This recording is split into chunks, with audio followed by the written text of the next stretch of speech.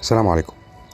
في حرب إسرائيل على غزة، واحدة واحدة الأمور بتوضح، وبيبدأ الشعوب خصوصا الأوروبية يعرفوا الحقيقة، ولذلك بدأت الاحتجاجات من داخل أمريكا.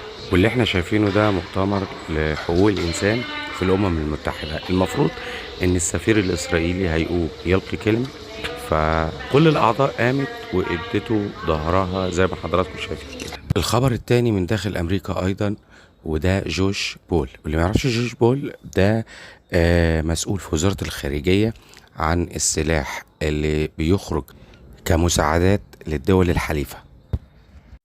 قدم استقالته النهاردة اعتراضا على مساعدة أمريكا لإسرائيل في حربها على غزة. وأضاف بول الذي كان يلعب دورا في عمليات نقل الأسلحة إلى حلفاء الولايات المتحدة، أضاف أنه يخشى أن تكرر الولايات المتحدة نفس الأخطاء التي ارتكبتها خلال العقود الماضية، وأنه يرفض أن يكون جزءا منها لفترة أطول حسب تعبيره. الاستقالة الثانية وهي رولا فريدمان.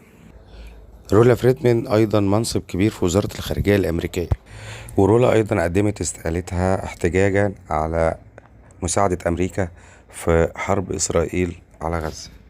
والخبر ده كمان من داخل الكونجرس، نائبة ديمقراطية اسمها رشيدة طالب. رشيدة طالب اعترضت على تصريحات بايدن باتهامه لحماس إنها هي اللي قصفت المستشفى، واتهمت إسرائيل بقصف المستشفى. طبعا وبسبب تصريحاتها المعادية لإسرائيل بيتم دلوقتي التحضير لفصلها من الكونجرس.